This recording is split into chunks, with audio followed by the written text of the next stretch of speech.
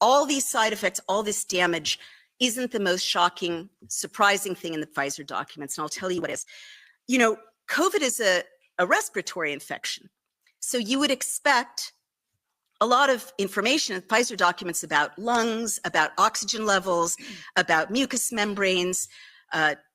No, there's almost nothing about respiratory issues in the Pfizer documents. What there is a 360-degree obsessive focus on ruining human reproduction. Sperm ruining fallopian tubes, ruining ova, ruining placentas, ruining fetuses in utero, ruining the birth process, ruining lactation. That's what they were studying. That's what they were focused on.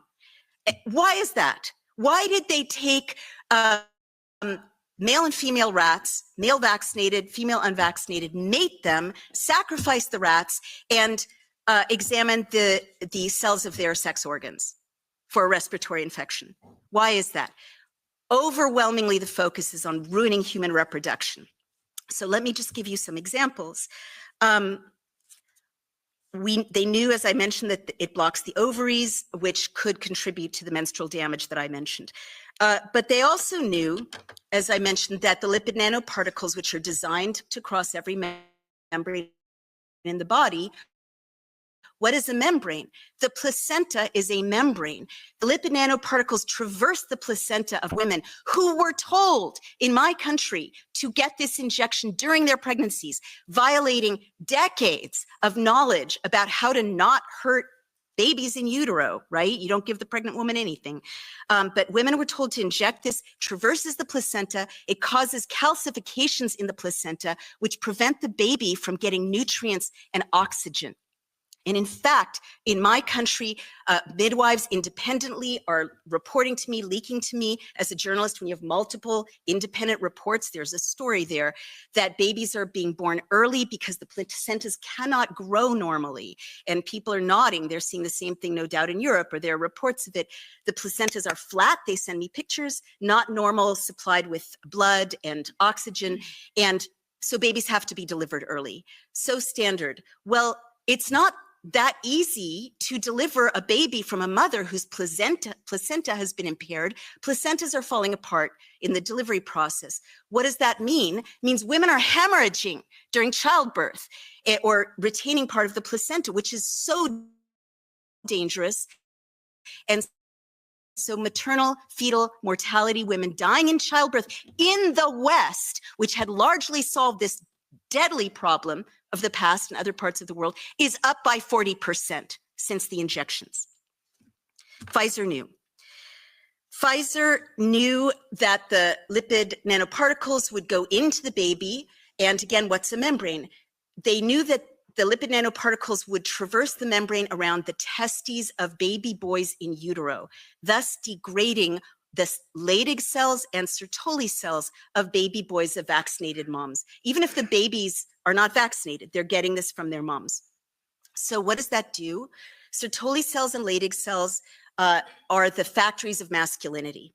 Hormones, they switch on the hormones of masculinity at adolescence, triggering what we think of as a traditional adult male development, deep voices, broad shoulders, body hair, facial hair, and as an adult, the ability to father a child successfully.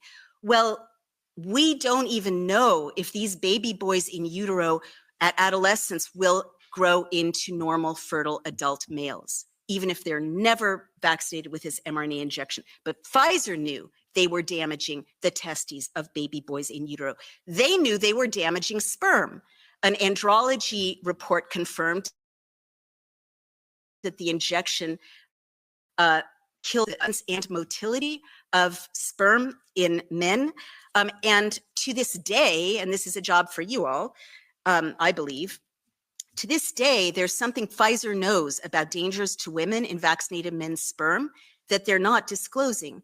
In the Pfizer documents, there's a warning to men who are subjects of the study not to have intercourse if they were vaccinated with unvaccinated women of childbearing age, and if they did, to use 2 reliable forms of contraception. 2, Pfizer defines exposure to the vaccine as including, right, shedding is supposed to be a conspiracy theory, as including skin contact, breath, and body fluids, such as semen. And to this day, we don't know what that is, right? We know that women, anecdotally, are having horrible cramps, real problems with when they have intercourse with vaccinated husbands. We don't know why Pfizer said don't do that. I can tell you one hypothetical a little further on. They told women in the study not to get pregnant. Nonetheless, 270 women got pregnant in the study, vaccinated women. Now, 234 of them, the records of what happened to that pregnancy were lost, which is illegal.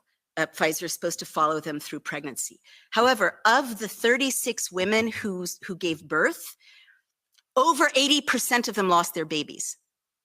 Over 80%. Pfizer knew that.